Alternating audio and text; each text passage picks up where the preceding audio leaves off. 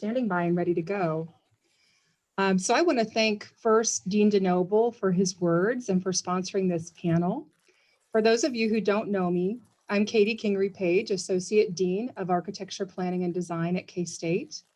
I'd also like to thank Professor Wendy Ornelas and Professor Stephanie Raleigh, who assisted in inviting our panelists today, and Tom Jackson, who's been instrumental in handling our logistics. It is my pleasure today to introduce our esteemed panelists. But before I do, I want to give you an overview of our 90 minutes together. The panel will address: how did we get here? What does equitable practice mean now? And what does the future need from emerging professionals? The panelists will do this by sharing their own experiences as planners, urban designers, landscape architects, and architects. I'm going to introduce our panel from West Coast to East Coast. Joining us from Seattle today, we have DLR Group Principal, Rico Quirindongo, AIA. He's been working for 25 years to revitalize and reimagine some of Seattle's most historic landmarks and neighborhoods.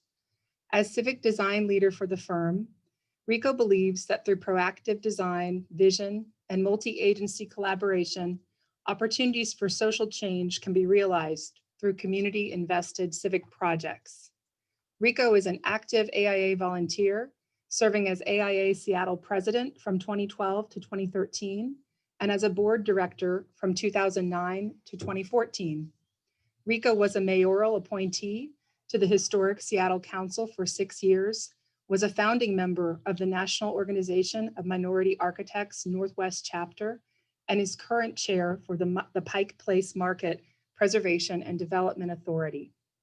Rico sat on an AIA Plus 2030 National Steering Committee, a committee born out of AIA Seattle that has seen to it that 24 cities nationally are providing curriculum to help design teams and owners meet the 2030 challenge.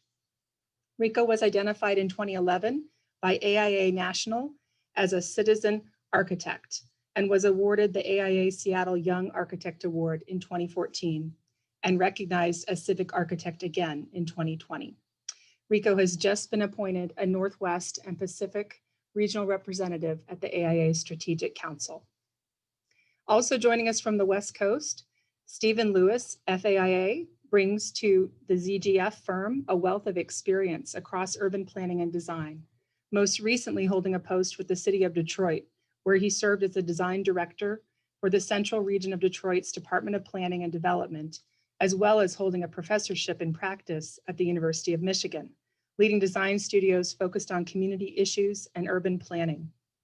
He was a founding partner of the firm Raw International in Los Angeles, where he helped build a successful design practice over a 20-year period and collaborated with ZGF on memorable projects, including the Exposition Park Master Plan and the California Science Center that made a real difference in the fabric of their communities. In 2004, Stephen accepted an invitation to join the U.S. General Services Administration's Office of the Chief Architect in Washington, D.C., where he served a 4-year term as project manager. In addition to his excellence across the built environment, Stephen demonstrates a commitment to equity in the profession that infuses every part of his professional life. He was a Loeb Fellow at the Harvard Graduate School of Design for the 2006-07 academic year, where he focused on the issue of race within the profession of architecture. In December 2010, Stephen concluded a 2-year term as president of the National Organization of Minority Architects, traveling around the US and several other countries, advocating for architects of color. Also, I think joining us from the West Coast, is that correct, Ted? Is Ted Hyman, FAIA. As managing partner of ZGF, Ted Hyman plays a strategic role in developing and driving forward innovative solutions for important social and environmental issues, both within the firm and within the architectural community at large. Of note is his involvement in the American Institute of Architects Large Firm Roundtable, in which he is a leader on a task force dedicated to improving equity, diversity, and minority representation within the industry. Their most recent commitment, a partnership with NOMA, strives to combat racism and build greater access to opportunity in architecture.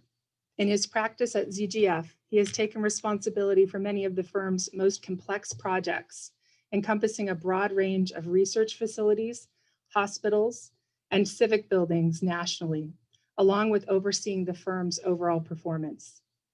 Ted maintains a focus on sustainability and played a key role in a number of the greenest buildings in the country. We're glad to have you here, Ted. And now joining us from the East Coast, Kendra Hysen, ASLA.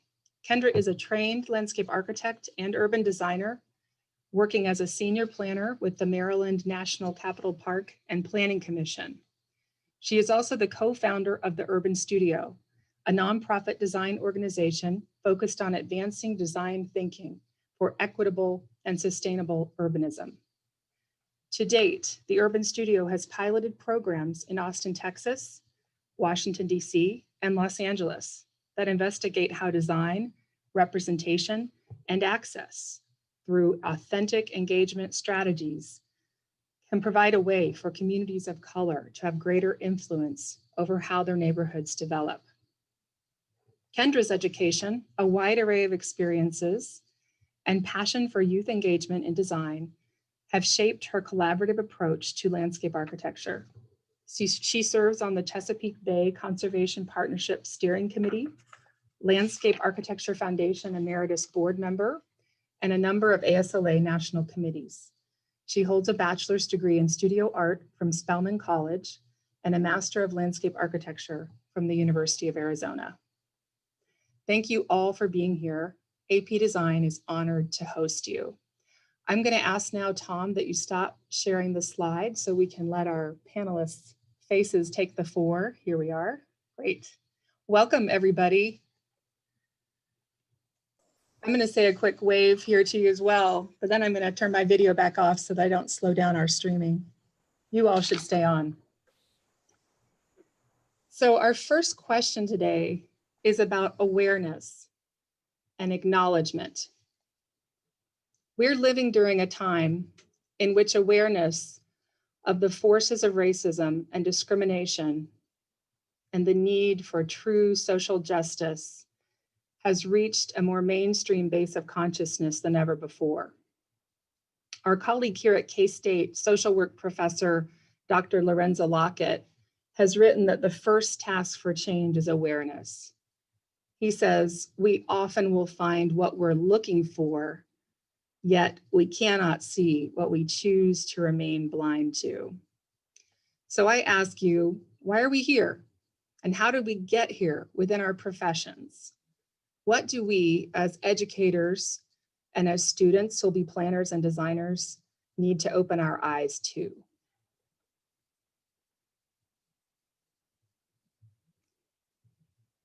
And please feel free to just pop in, panelists. With that type of invitation, never refused. So good afternoon, and particularly hello to the students, and thanks for dialing in. This is really important stuff for you all to pay attention to and to really lead in as you sort these complex issues out for yourselves. Let me just start by saying that there are some phrases and terms that are out there a lot. One of them right now is intersectionality, and it's really about where a bunch of different sort of issues collide, and they're inextricably tied together. And I think that's one of the first things to understand and acknowledge. Fixing one part of the machine won't necessarily result in its functioning in an optimal way. It might be kind of a Band-Aid, literally, but those fall off, and we need systemic solutions to systemic problems right now. I think to start answering the question about an awareness level, I talked about two parallel universes that have now been joined as one, where we've all, white, black, and everyone in between, seen things that we can't turn back from. And therefore, that greater public consciousness, of course, aided by the fact that we're all sequestered at home and everybody's watching TV all the time. And so what happened to George Floyd and then subsequently was unearthed about all of our other brothers and sisters who have fallen at the, with the injustice of road police folks and policy, is I bring it back to the level of each of us as individuals. Every organization we're part of, whether it's a school, whether it's an office, a family, is a collection of individuals, each of us. And we, by necessity, form the foundation upon which any structures, any programs, any plans will sit. And for that foundation to be solid, we have to first address our own individual understandings, our own individual level of education about the other half of history that was never taught. And then what that does is engender a sense of, understanding, maybe some surprise, but then ultimately compassion and empathy. Those are the building blocks of the kind of humanity that we have to create as this foundation. So I'll leave it there for now and pass it to whoever wants to jump in next. I'll go, only because Stephen and I have spent a lot of time together over the last couple of years. But, I took over managing the firm almost 6 years ago, and was just a really, excited architect before that with no training and all these other issues. And, I think we all knew the issues of race, gender equality, all those issues were out there. I think what I didn't want to do, what my colleagues have never wanted to do, is have these really hard and somewhat painful conversations about them. And my initial conversations with Stephen were very uncomfortable, were very painful. I think even before that, the firm started a conversation, and it started off about gender equality. We had one woman partner in the firm at the time, and the women were no longer going to, tolerate that. And that quickly brought into a much broader conversation. And this is 5 years ago. And the results of the quality of the work, the quality of the conversation, the quality of the leadership, by having a more diverse group at the table for decisions about the firm and also on the projects, was so obvious so quickly that on one hand, it was a moral imperative, but more importantly, there's a very strong justification for why we needed to do this. And fast forward a couple of years, we had a large firm roundtable meeting, the LFRT, which is the largest 60 firms in the country. And we invite the deans. Tom was there. We invite deans every other year and a student to talk about issues. And the issues kind of got talked about every year and nothing happened.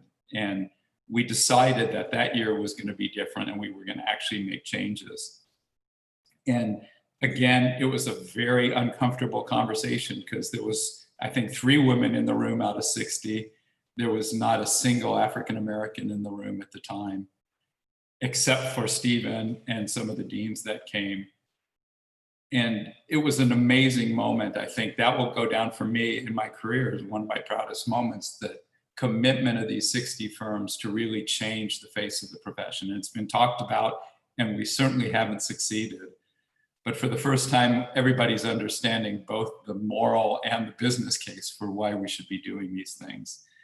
And the last thing, just, Stephen brought it up. I think I heard a speech the other day, and I've been saying this in a different way, but I think it's really true.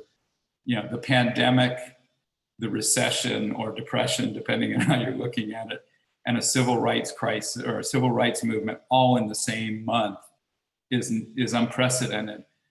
But the reality is, I don't think the last thing, certainly the second thing would have happened with the pandemic, that's obvious. The last thing would not have probably happened had it not been for us all being at home, being forced to watch the news because there was nothing else to do, and being forced to have conversations, this way that we were all uncomfortable to have face to face. And so I think it's an incredibly exciting time for the profession. It's about time. And look forward to seeing what comes out of this in the next year or two. So, Kendra, do you want to go? No, you can go ahead. I'm All right. enjoying listening for now. So I will say a couple things about awareness. So I do think that we all understand that due to being in a time of COVID, that what we all have learned is more about the disproportional impact to our communities of color.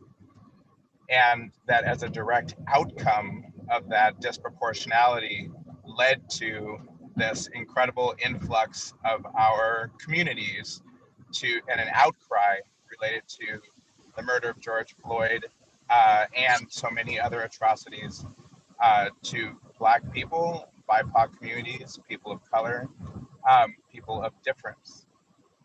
I think that the question that I have been asked on a weekly, if not daily basis on the panel discussions, the radio shows, the podcasts has been, what can we do? What are our responsibilities in the design community? What we know is that, for an African American population in the United States, which is, I believe, at 13%, that we're only represented at 2% within the profession, and that African American women are 0.02%, I believe. The reality is we're not doing enough. The profession isn't diverse enough. What we are doing for our communities of color is not enough. The awareness is that we need to reset the table, turn the page, pay more attention, double down our efforts, and do more.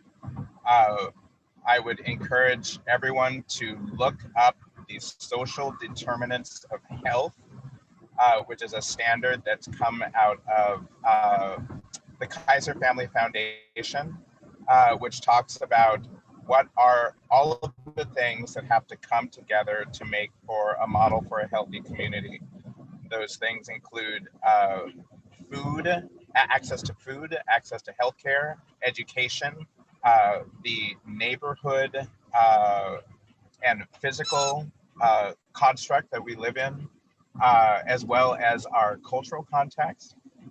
And if all of those things are not well taken care of, acknowledged, understood, and held up, then an individual, let alone a family or a community, cannot feel whole. We are at the beginning of a new opportunity to actually make change. We as architects, 100 years ago, it was just a bunch of old white guys. Now our profession is starting to look a little bit different.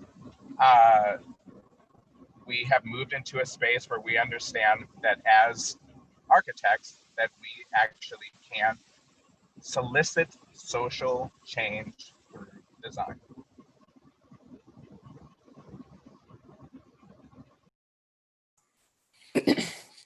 I guess that's my cue to jump in. I just want to thank everyone for allowing me to be here today. I appreciate all my colleagues and being able to talk with all the students who are present and listening. And I echo a lot of what my colleagues have already said. And the first thing that comes to mind when Katie asked this question, like, how did we get here, or why are we here? And the first question that comes to my mind again is, who is the we that we're talking about? Are we talking about society as a whole? Because that's a whole nother bag of worms. Or are we talking about designers? And I think designers reflect our microcosm of society at a whole. And the things that I see that how we got here is this level of complacency with how things have been done historically. There has been a huge push in this country of anti-Blackness for a long time.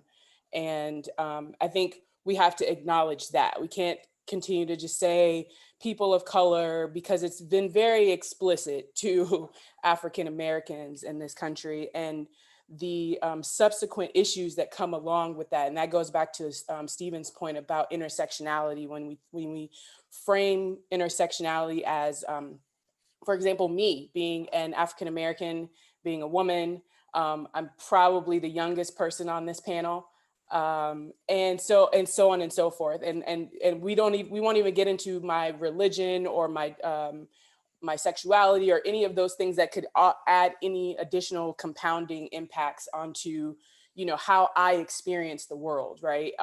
Or how any of you might experience the world as students. I might be talking to some minority women or other minorities who have felt discriminated against in public spaces, in places where you are just trying to exist. And I think that goes to kind of Rico's point of this. I usually use Maslow's hierarchy of need as my kind of social determinants. Like, does everyone have their physiological needs met, like clean air, clean water? Do you feel safe? Do you feel loved? Do you feel like you belong?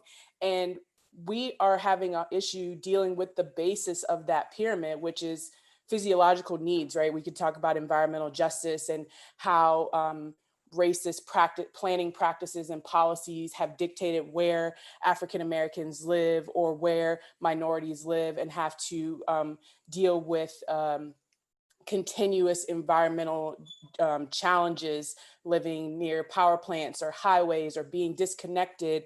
All of those things are by design. So when we talk through how did we get here, we talk about design. These systems of inequity were designed to keep a particular group away from the table and away from the conversation. And I think the work that we're all doing here now is trying to rectify that, trying to make sure that others have a seat at the table. The way Ted was kind of saying, you hosted this roundtable, you noticed that there were only 3 women.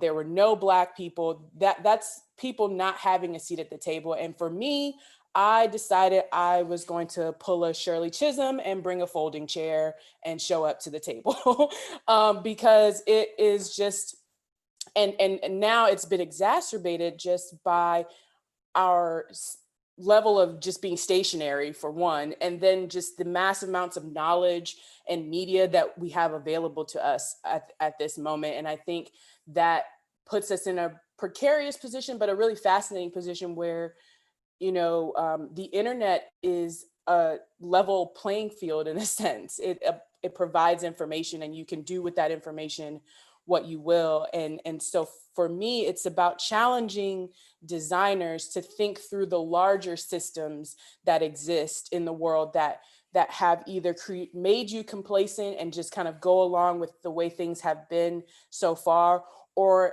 impacted your designs in a way that makes them homogenous. And I think that homogeneity is to our detriment. It's to our environmental detriment. It's to our public space detriment. It's to the detriment of society. People not feeling as if they belong in a space, as if they can claim a space for their own, as if these designs reflect who they are, not just who the superior group is at the time.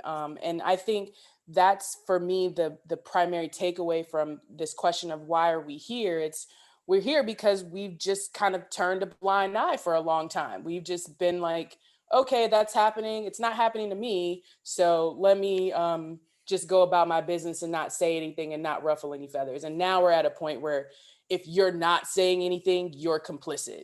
Even though we know that was the case to begin with, but it's even more apparent now than ever. And so as designers, as young designers who are formulating your opinion, your aesthetic opinion, your design opinion, and just getting to be a part of this profession that I love so much because it gives me the opportunity to use my creativity as my voice to express how I feel about these things and the way that I pursue my work.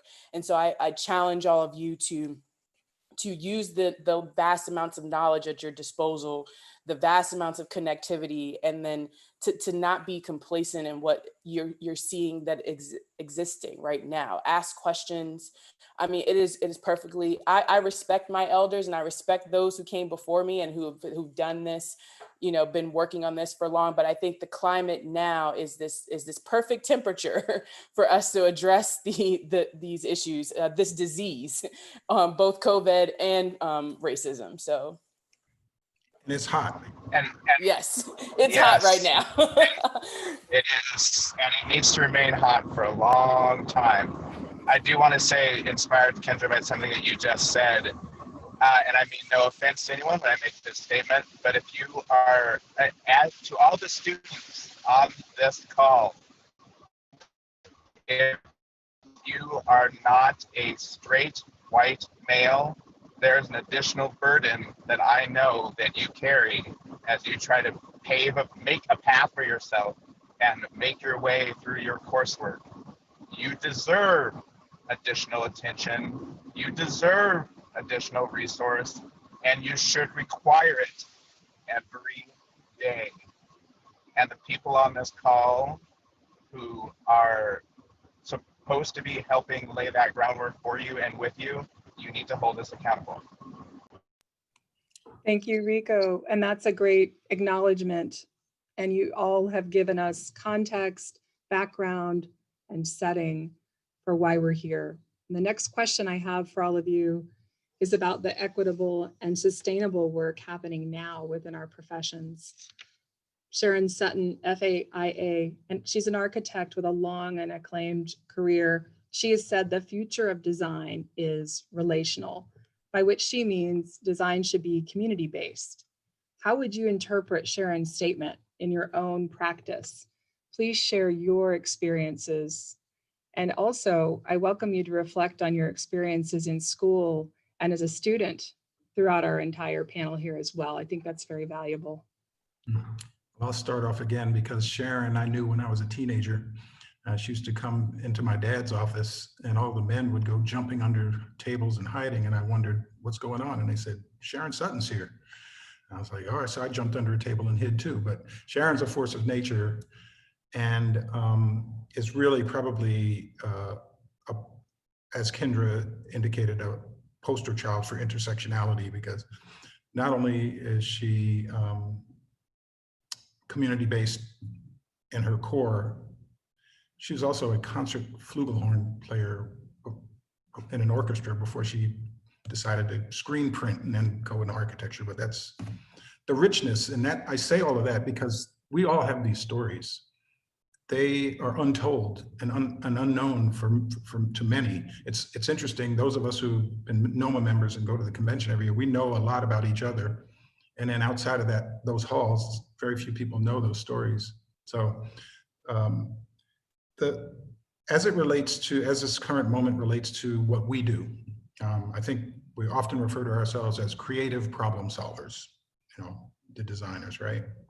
And our inclination is to race to the front line of a problem and just apply whatever our processes are, and we're going to solve this thing. This one's a little different. It's a long process.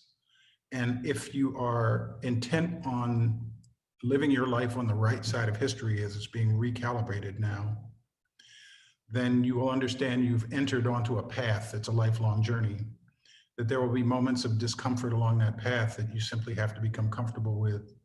And you will, over time, build a resilience about confronting these truths and these facts, and you'll go looking for them because they will broaden the lens through which you and we all judge people and events.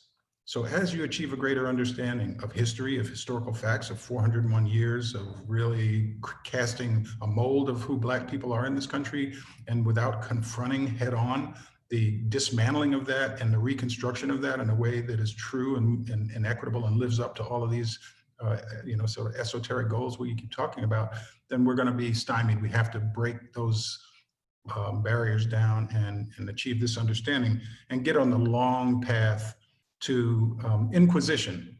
As designers, we have to first ask the question. We can't come with the answer.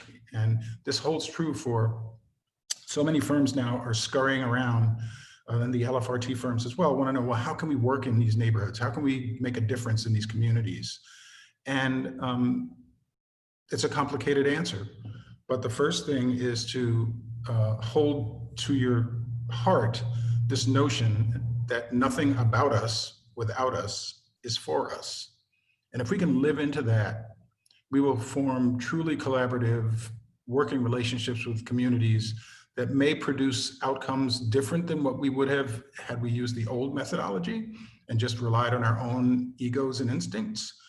but rather to have the courage to entertain input from people that will shift you off of your platform, will make you re-examine and reassess and be in that constant state of openness and evolution. These are the lessons from what we're going through now that I feel are most useful to share with you all, because you're not burdened with a lot of the things that Ted and I are from our histories. Ted and I are 2 weeks apart in age. I won't say what that age is, but we've had common experiences, and we've had parallel things that were very different, that when we exchange with each other, it's like, oh, that was going on then with you, okay. And so we have had different experiences. We had some similar experiences, but the main thing is that we began this march together, Ted and I, on the basis of forming a relationship. And that's what everyone needs to do at that level of the individual to achieve that understanding, empathy, and compassion, and therefore care, so that when injustice is on display, you have the courage to name it for what it is, and to try to stamp it out as much as possible. So much to say, so little time. Next. I'll go again if that's okay.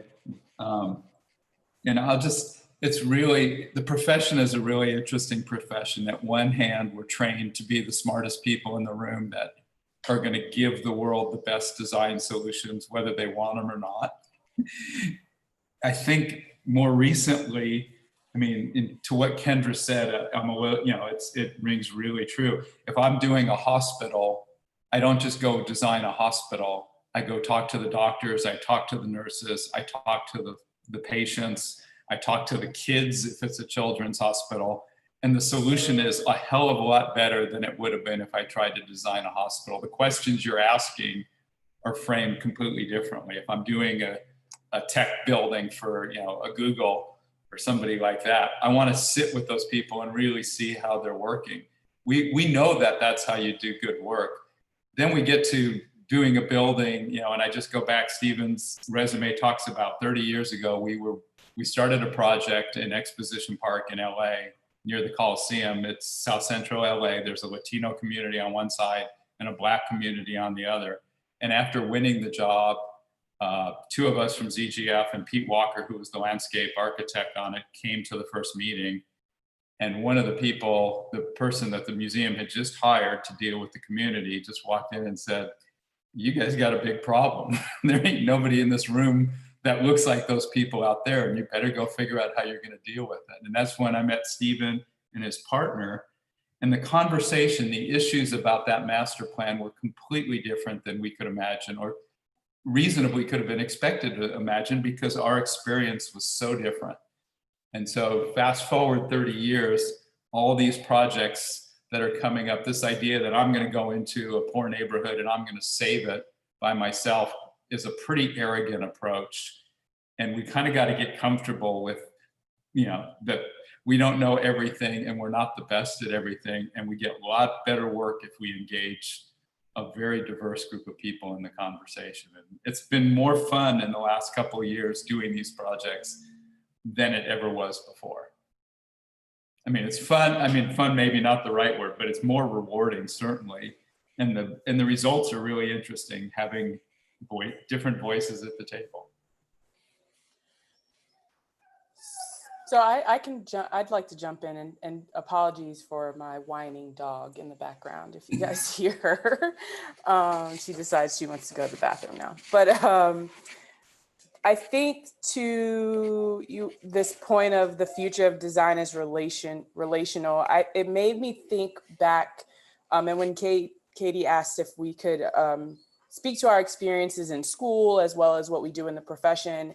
For me, all of those things are just interconnected. And it's really amazing to look back and reflect on how I got to this point, because it seemed like everything that seemed very random was very intentional in the path that I was placed on, or that I decided to take myself. And it takes me back to, I have a bachelor's of fine arts from Spelman College, and then my master's in landscape architecture from the University of Arizona. And those places are completely different, very different school experiences. Spelman is a all Black, historically Black college for all women in the South. in Atlanta, Georgia, in a very kind of dense, urban, and very neglected part of the city until recently, actually. I heard they're gentrifying the West End now. And the University of Arizona, which is a predominantly white institution, much larger, much more resources. And to see, and it only had 4% African-American and some Latino, but primarily white. And what those experiences did for me was opened up my eyes to what diversity actually is.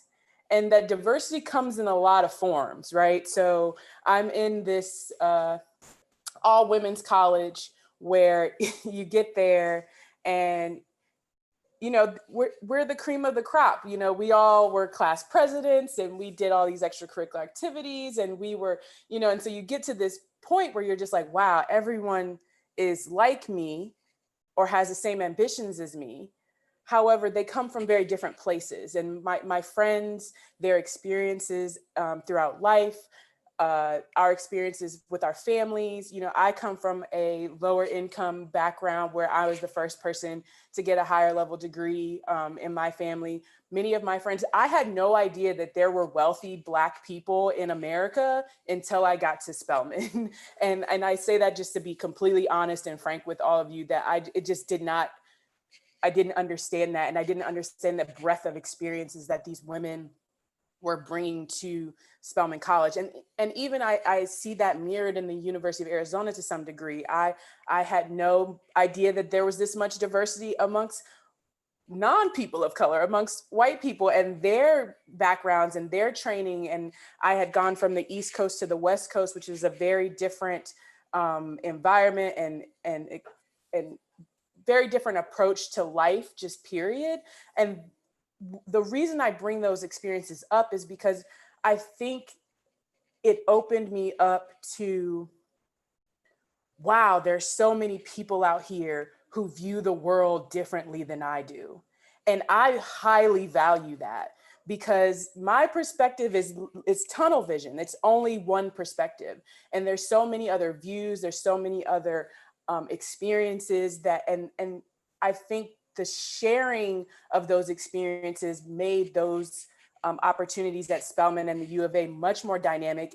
It made my relationships with people much more meaningful because we all were clearly at these institutions because we shared similar core values.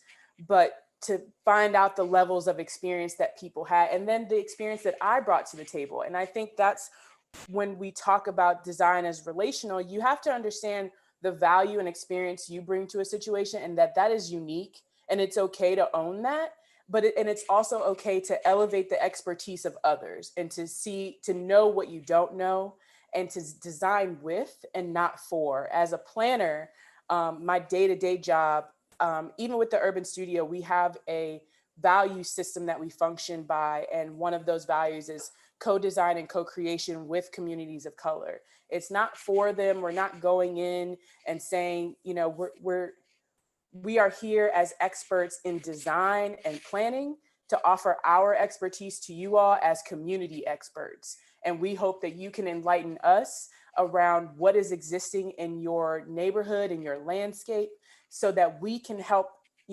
share some knowledge about with our expertise of how to mitigate some of these problems if possible. We can't come in and assert ourselves as the end all be all. We know what's best. Like Ted said, it's very arrogant.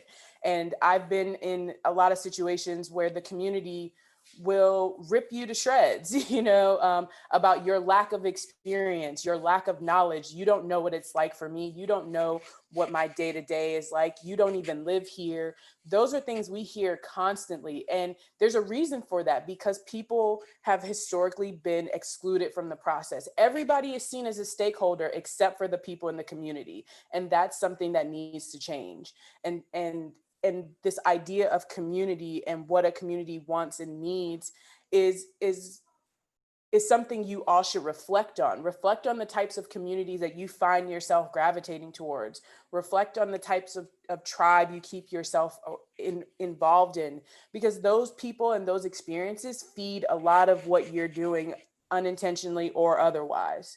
And I know it's a faux pas to say, well, I have Black friends and I have this friends, this, Indian friends or Native American friends and things like that. But I had a conversation with some of my colleagues from the U of A, and I told one of them, my friend Jesus Alan, I told him, I said, Jesus, you are my first Latino friend, like person I would consider a friend. And for me, that was very meaningful because it opened my eyes to an experience I had no idea about. It opened my eyes to what the immigrant experience is like in the United States and what, this person has to go through just to become a citizen. And, I know they do great work as a designer and things like that. And hopefully this doesn't get back to him that I talked about him. Hopefully it's all positive, but I say that to say, embrace the differences amongst people that including in the design profession, and especially people who have an opposite opinion of you. Like, if I want to know why you have that opposite opinion, because just because we're at odds doesn't mean there isn't logic in what you're doing. Now, we all know racism is just illogical and just not productive.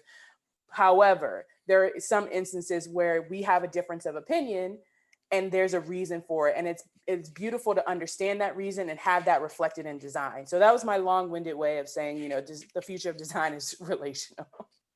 Thank you, Kendra. And I want to be sure Rico has if you'd like to join in on this question too, Rico, please.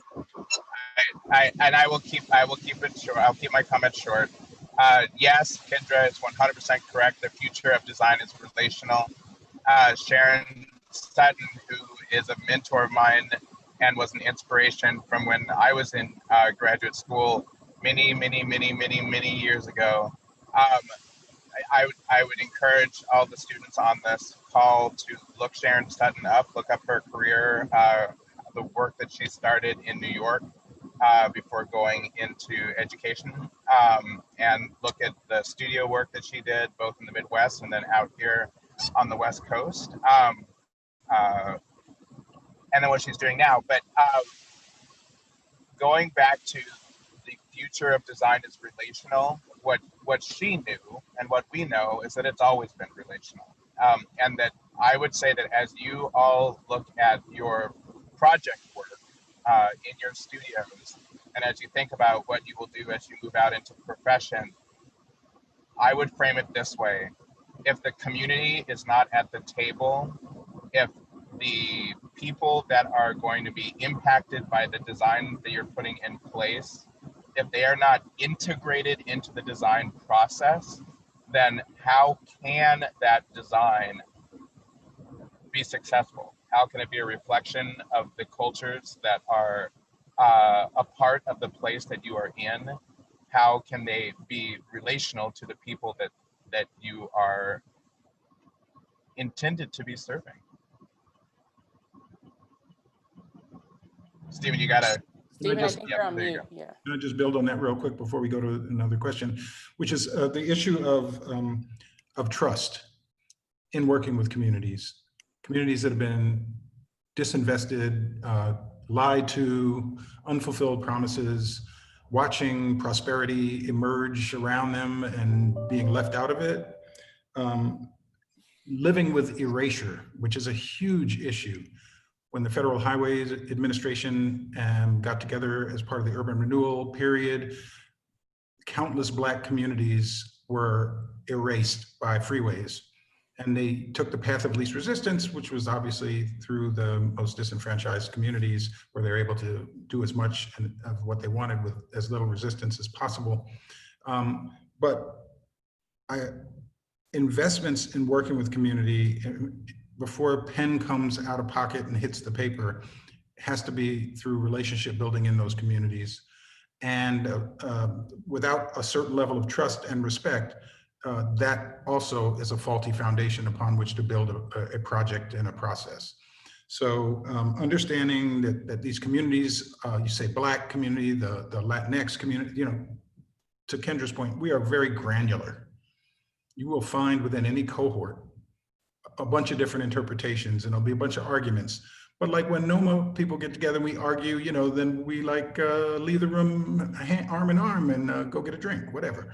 But it's important not to be afraid of conflict. To Kendra's point again, I want to know who's disagreeing with me and why. And I want to be able to have a respectful conversation, even if at the end of it, there's still disagreement. But I think it's helpful to engage. There's no more hiding from human engagement. To that point, Stephen, I'm just really quick. This idea that there are a lot of different granular experiences within one particular cohort is for me what highlights equity as one of the key factors that we need to incorporate into our design practice. Because yes, there are always, everyone in the room has a different perspective, has a different life experience, brings to the table something unique. However, as Rico said earlier, this level of intersectionality creates barriers for certain groups of people. There's a reason why there's a small percentage of African American and Latinx students in the design professions, in the planning professions. And it's not just because the professions have been exclusionary, but it's because of the steps necessary to get into those professions, to go to an undergraduate, get an undergraduate degree, to pay for that undergraduate degree, then to go get another degree on top of that, you know, and pay for that, and to be introduced to these experiences early on. And I think that's what the Urban Studio has sought out to do with a lot of our design immersion programs with young people, is to expose them to these professions, expose them to what, how decisions get made around how your community develops, so that they can understand and have better access to the playing field, essentially, to the table, or whatever you want to call it in theory. So I think that we should really highlight equity as well. Thank you. Thank you all. This is fantastic. I have just one concluding question before we move to some questions from our audience, from our students and other audience. And I'd like to suggest, Stephen, that you might take this question first, since I know you're going to need to leave for another engagement shortly. All of you here today, you're here with an audience of hundreds of future architects, planners, and designers, our students here at APDesign. What does the future need from emerging professionals? What is the one thing you want these future professionals to know that you haven't already said already? You've said a lot of great things they're going to take with them. What is the one thing they need to know about living into the values of diversity, equity, and inclusion as planners and designers? Is that all, Katie? Yeah, that's all.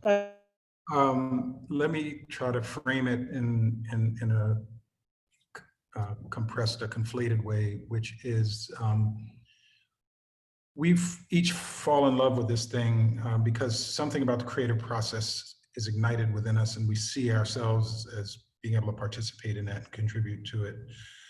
And then as we get into it, we get beat up and thrown around, and like you're in a dryer with, you know, one of those rubber things that keeps your clothes from getting wrinkled. I don't know how much it helped us from getting wrinkled, but we work our way through this path. And those of us who are lucky understand very quickly that what we do is so much larger, so much bigger in importance than any of us as individuals. And that the decisions that we make with our stakeholders and with our colleagues are decisions that will result in something that will be potentially out there in the environment beyond our years. We will leave that behind. That becomes our legacy. And for me, the driver, why it's so important that we do, and we have a diverse group of people interpreting our cultures and representing them in the built environment, why that's so important is that 100 years from now, when people wonder, during the era of Trump, that was crazy, who were these people in 2020?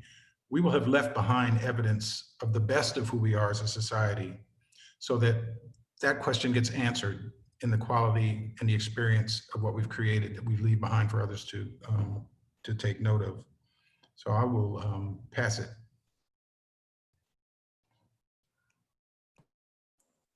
I guess I can take it. So I was kind of writing some things down, just like organizing my thoughts. But to your point, Katie, I think number one is have a set of values.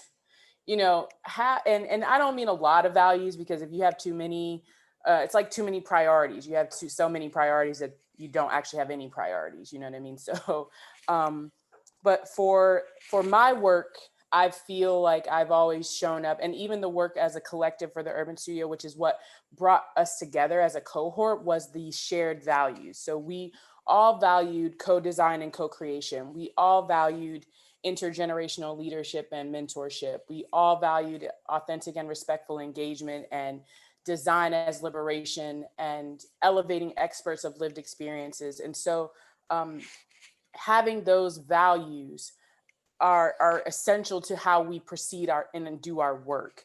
And so my charge to you is to not to be afraid to embed these values in your design and your practice, and to start now with the work you're doing. I think when I was in grad school, I was my classmates could probably tell you I was really into community design. I was all about the community design. I ran the community design studio for a year while I was there. I was all about expanding the perspectives and opening our knowledge base. I also am a big proponent of knowing your history, knowing who has come before you, what has come before you, and how that has shaped the existing landscapes of design and your work.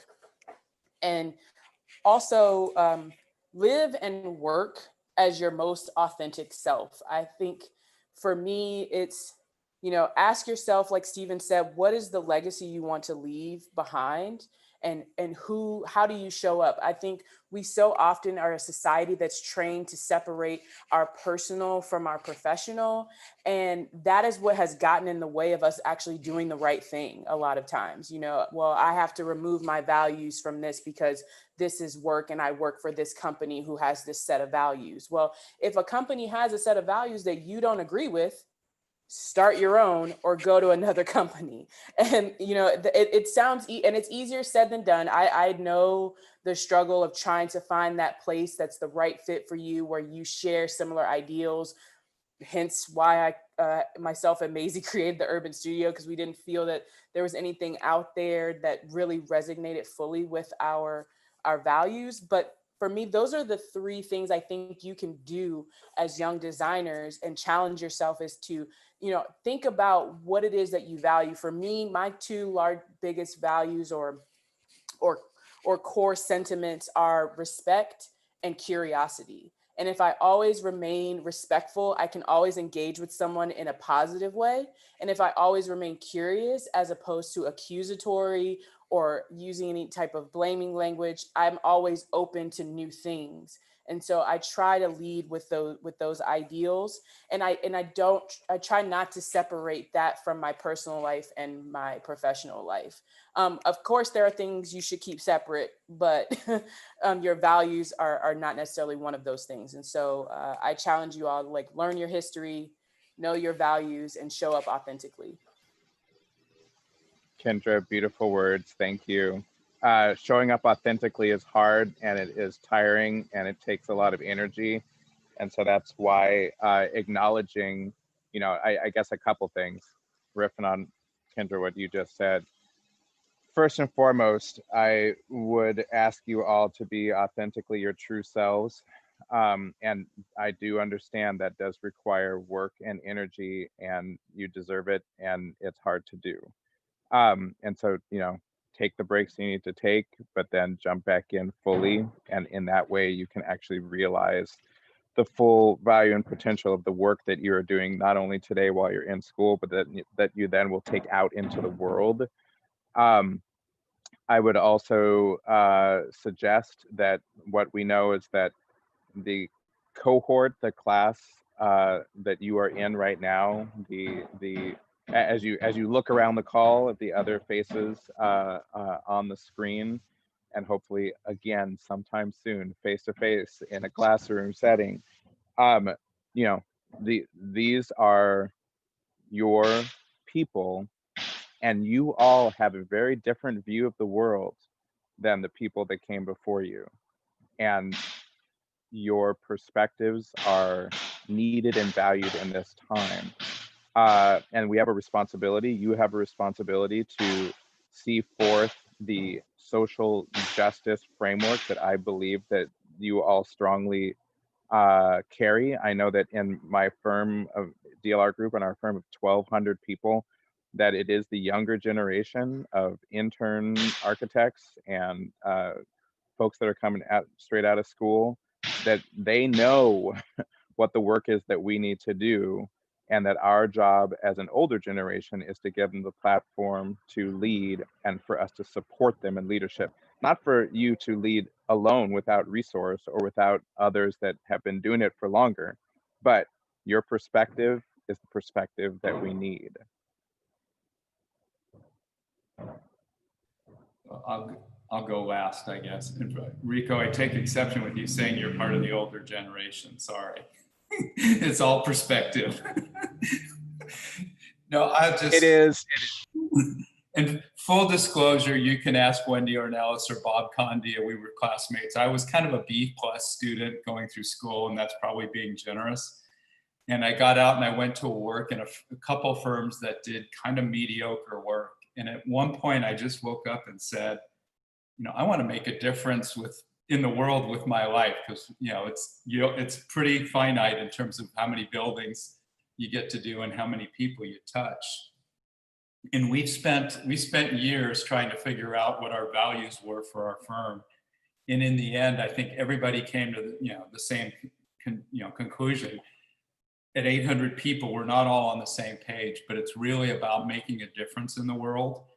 And today, for this group that's on the other end of the screen, I think if I was you, there's three things I'd be really worried about. One is the changing of the profession, technology and what that's going to do, and all the tools you're using today that I can't even begin to imagine how I could get into them and make them useful.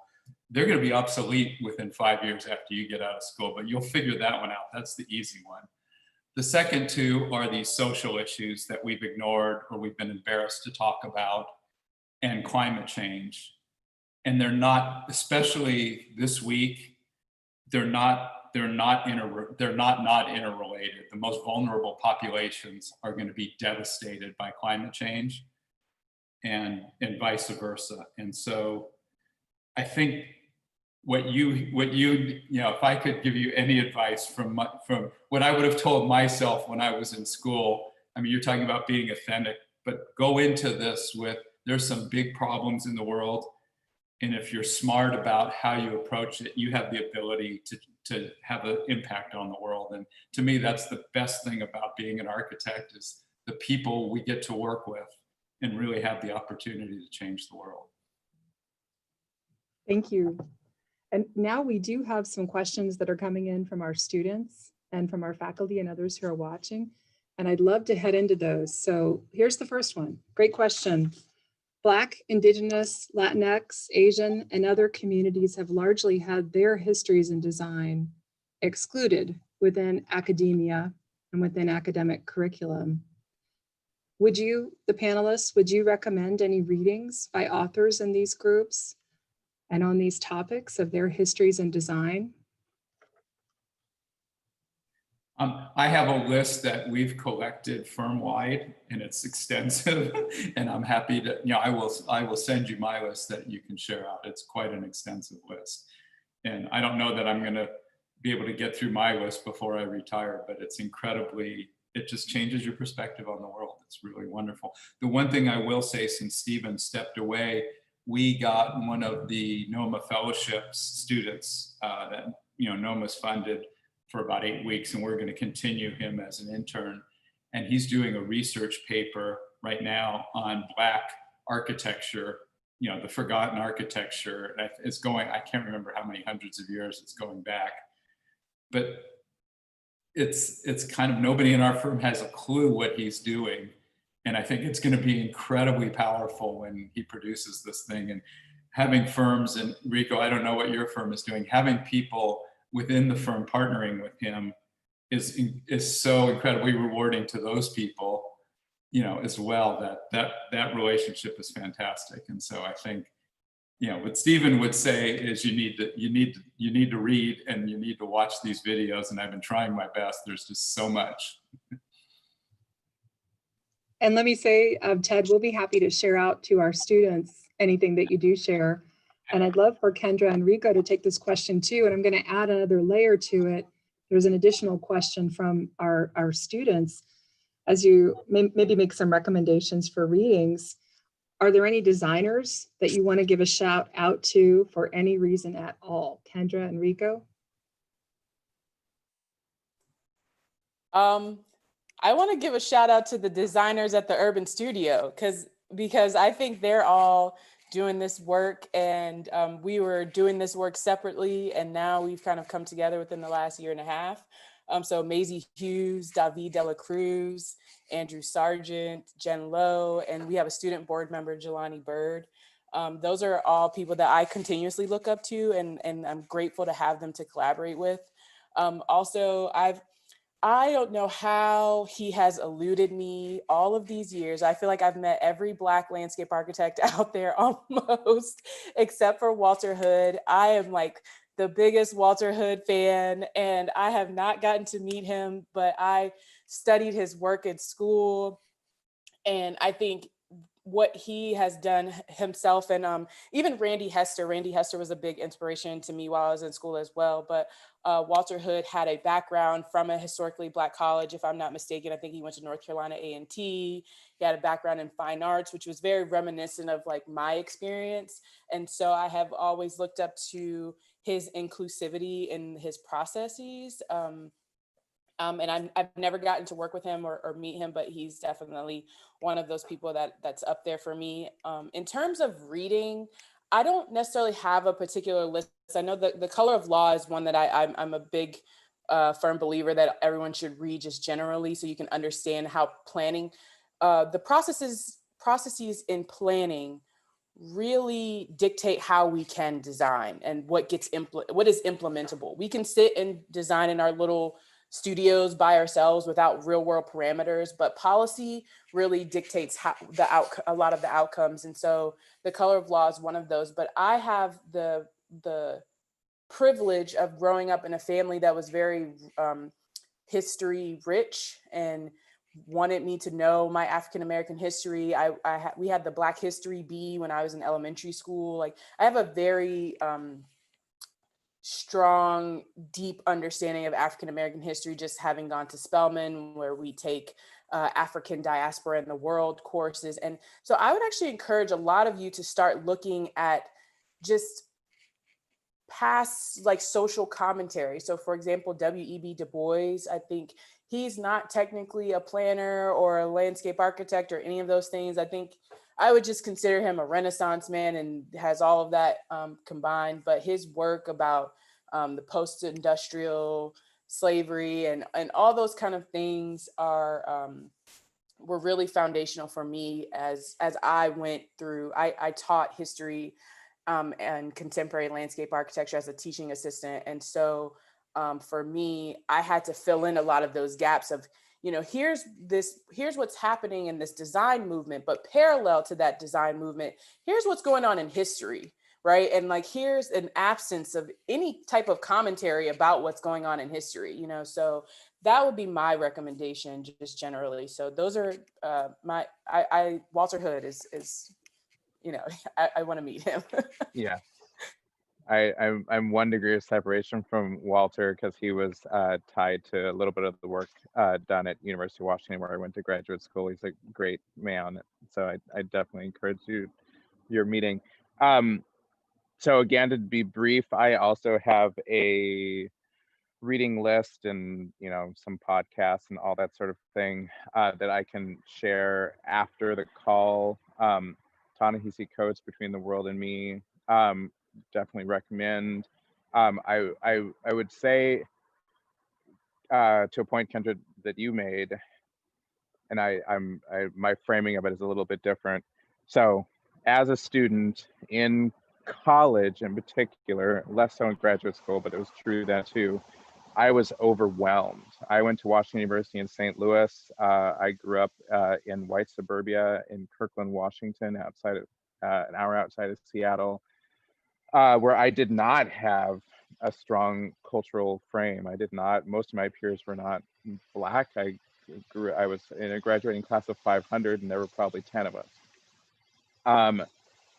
Going to Washington University in St. Louis, I had a cohort of Black peers, Black friends, and introduced to my own Puerto Rican peers. My father's from Puerto Rico.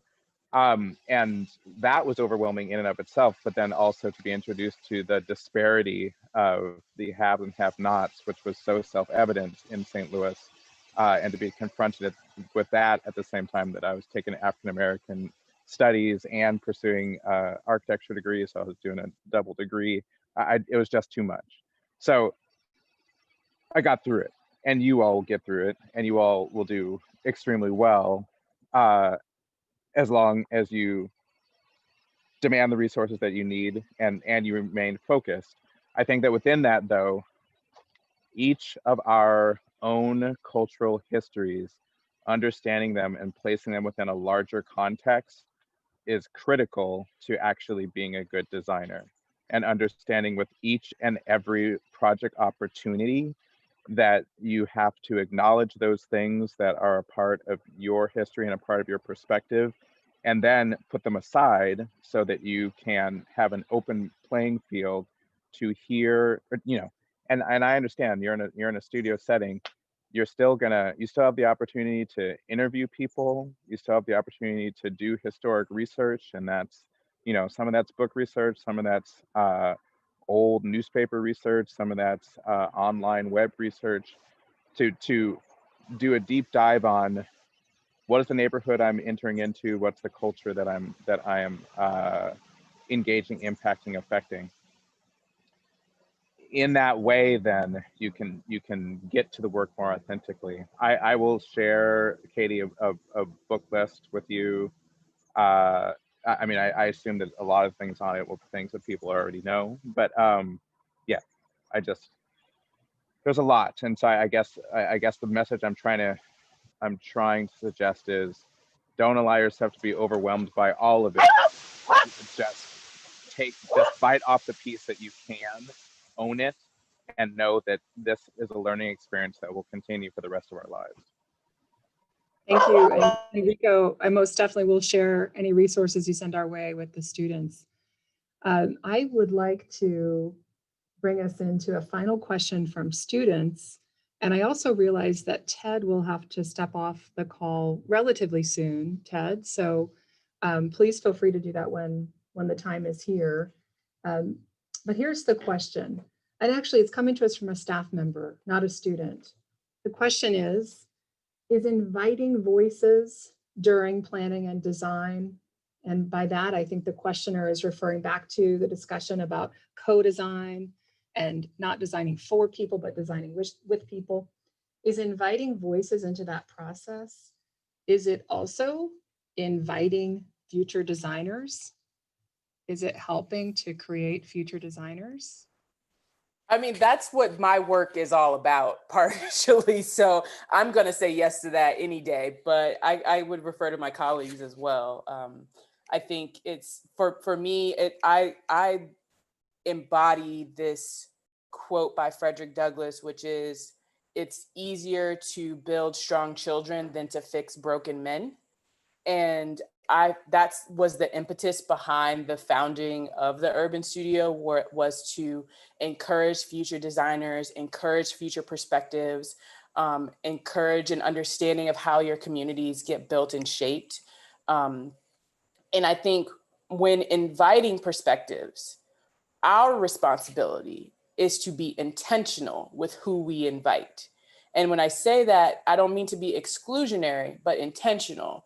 So making sure that a range of ages are represented, a range of genders, a range of racial makeups, a range of life experiences. All of those things are important to have a dynamic and thoughtful approach to design. However thoughtful you are in your process and your engagement and and your support of this project is going to show up in the design. The design, honestly, it's like this, like at the end of the day, and it's the fun part. It's a really short, small, fun part. And and I enjoy every part of my work, but it's really like 20% of what we're doing, at least for my work. I can't speak to those who are practicing as 100% agree. 100% agree. Yeah, and so remember that there's this process that's happening, and you should be present for all of that and intentional with all of those things. How you're communicating when we talk about the digital divide. Right now, there are probably students who don't have internet access who couldn't be a part of this panel today. We don't really think about that. These new challenges that Ted kind of mentioned with technology, those are going to be exacerbated in communities of color or disadvantaged communities. All of that. We're going to have a food security issue. That's going to be a whole nother thing by the year 2050. So really just understand the process and be intentional about your process. Ted, would you like to add anything? I know you're going to have to step off. Yeah, to me, that's kind of two parts, or probably more than that, to the question. One is, how the people experience the things we design. And, I'm sure everybody who's taken architecture history can rattle off about 10 projects that we thought, and I'm using the big we because I wasn't around for most of them, big social projects that we thought were going to help people, and we didn't include them in, housing projects, that we didn't include them in the conversation. Not only didn't it work for them, but they had no sense of ownership of the design, not of the space, but of the design. And I think in the projects that I'm most proud of that I've worked on, and I think almost everybody in my firm, I think most firms would say this, are the ones, and we had a project at U of A, actually, Kendra, where we did a building, and the director of the institute that was going in the building offered to give my partners a tour of the building because we were going to be in Tucson for a meeting. And she walked them through the building and described how she had designed every episodic space in the building herself. And my partners came to me and said, "This is horrible. This woman's taking credit for the whole design." I said, that's what architecture is about, is that people, if we're doing our job right, it's not our design at the end, unless it's our own house. And even then I would question it. It's about the place and the ownership of the design and the understanding of the value of design. And we've fallen really badly, in vulnerable communities. We just haven't engaged them. So I think that's important. The other side, and then I'll leave, or I'll be quiet. I just want to say that we began a program with the NOMA summer camp a couple years ago. And it's kind of like this cool thing where you're going to send some people to the camp and teach, junior high kids and high school kids about architecture. And then we had somebody in our office had this great idea to invite 4 of them back to the office and for a week. And we let them shadow everybody. I actually made them go, they were sitting out in the lobby, and I go, "What are you guys doing out here?" And they go, "Well, our mentors are getting ready for an interview." I said, "Well, go in there and sit in there and watch it and crit them on seeing how nervous we all get before an interview." And they did this whole thing. At the end of the week, we had our typical staff meeting, but we had these 4 kids, and we allowed them to bring their parents to the staff meeting. And then we asked each of the kids, to say something. And the 4th kid was this kid who just seemed like he was kind of checked out during the whole thing. And he got up and he virtually changed our whole firm in about 5 minutes. I mean, literally has changed the focus of the firm. And he started off by saying, he went to the NOMA conference after that. He was in, I think, 8th grade at the time. And he got up and he said, "I've always wanted to be an architect, but after the summer camp, and now especially after this week, I don't want to be an architect anymore." And we're kind of like, "Oh shit." He goes, "I just want to work in this firm because these people have changed my life." And to me, that's, it's so incredibly rewarding to see that. And we sent him to the conference with his mother instead of 2 of our people who were supposed to go. They just said, "Hey, we'd rather send him and his mother to this conference," and changed some kid's life. And I can't tell you how rewarding. I would trade that over a really cool building any day. And so that's part of what this is all about. And I think, you know, it's made my life feel a whole hell of a lot richer reaching into those kids. Those are the future. Thank you. Thank you. This is going to be. Go ahead. Katie, I'm sorry. This is gonna be seem totally random, but two things for students on the call to add to their list. I would look up the Prove It, I Go myth, and understanding the Black Lives Matter movement through Prove It, I Go. Those are two different references. But Prove It, I Go. I mean, Ted, I'm picking up on a conversation you were just having.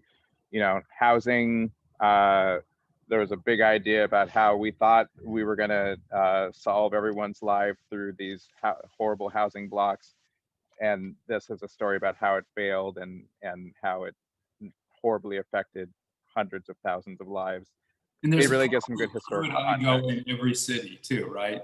Yeah, right. Yes, of course. Okay. Thanks for that. And Ted, we know you have to sign off. We want to thank you. And also we thank Steve Lewis, who's already signed off.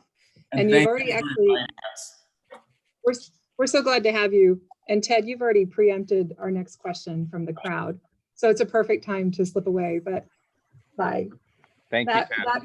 That question is from a student, and the student shows that they understand the importance of diversity, equity, and inclusion from a social perspective. But they're curious to hear from each of you what having a relational practice, how it makes you a better designer, how it improves the things that you do. And I think you've alluded to this, both of you, Kendra and Rico. I'm wondering if you want to share any specific examples.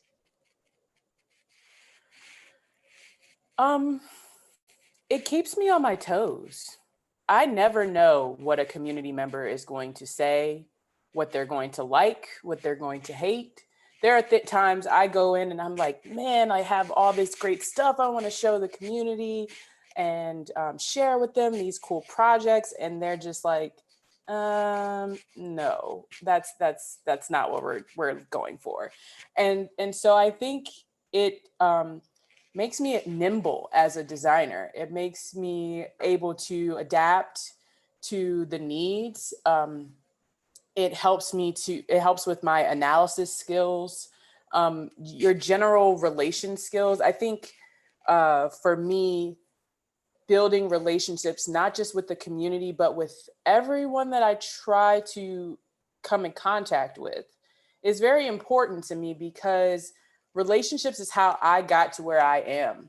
And people say a lot of times it's not what you know, it's who you know. And I can kind of commiserate with Ted in the sense that, you know, I was a B student. I got A's in grad school because I tried harder.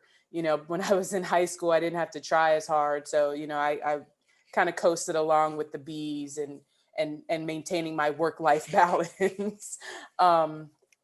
But once I got into something that I was really interested in, I really started to do a deep dive in how I can be better, how I can show up better. And I just feel like as a designer, you're constantly learning new things from the community, learning new things from the people you work around. And for me, the relationships that I've built with professors, with professionals, with colleagues, so that I primarily building those relationships out of curiosity. I want to know more about what you're doing. I want to know how you're doing it. I want to know why you're doing it. And that inspires me right on a daily to just, you know, like I sit here and gush about Walter Hood because I don't even know what I would say to him on a call. Like, you know, because I'm so enthralled by all that he's accomplished and what he's doing and how he just decided to pave this way. And it encouraged me to just pave a way as well. And those are the opportunities and the relationships that line you up to be a better designer, to be in better professional situations, and to bring a lot and to offer a lot to the table because you have a lot of perspectives. And I don't want to encourage anyone to, you know, my professor in college once told me I was a jack of all trades and a master of none, which was kind of offensive at the time, but we were cool. So I let it slide. But when he told me that, and this was undergrad, it kind of lit a fire under me. Like, I want to master something. And that thing that I want to master is what I'm my best at, which is communicating with people, building relationships with people. And that just, it makes me a better designer because it sharpens your intuition. It, you know, sharpens your analytical skills. And it, like I said, it keeps you on your toes. We are relational as a people, and we are relational as designers. So I would say that you know, I came straight out the gate, you know, in undergraduate and in graduate school, I was trying to find real projects in the community to invest in. And I think that very much to Kendra's point, by being relational and by being in the community and invested in the community, you build up trust relationships, and those trust relationships are what carry you forward in any of a number of ways. And we don't have time on this call to go through all of them, but the point is, and I like, and I'm going to go a little bit off topic, do not wait for tomorrow. Do not wait for the tomorrow that you're never going to get to. What you want to do, you need to do it now. You have the agency to do it now. Right? For me, what that meant was me talking, I had an urban planning professor as my thesis chair in architecture. I did that because looking at the broad view and then bringing it down to the scale of a site was of critical importance. What's going on in the neighborhood, and then how do I respect that when I'm doing an individual site? And understanding that as the context, I wanted to find a project in the community, something real that was going on. What I would say to all of you is, invest now in building the relationships that will carry you to your next stage. And by Kendra and I doing the work that we do in the communities that we want to affect and change and be a part of, we build trust relationships. And we start doing that before we're getting paid to do work. You know, I show up to that civic meeting, I volunteer for that board, I write a grant for the not-for-profit that I'm volunteering my time for. In those ways, I spend time with the people that I want to, in the communities that I want to be a part of. They get to know me, I get to know them, I get to know what they care about, they get to know what I'm good at and what they can rely on me for. And out of that comes a relationship of trust that then becomes a architect-client relationship somewhere down the road.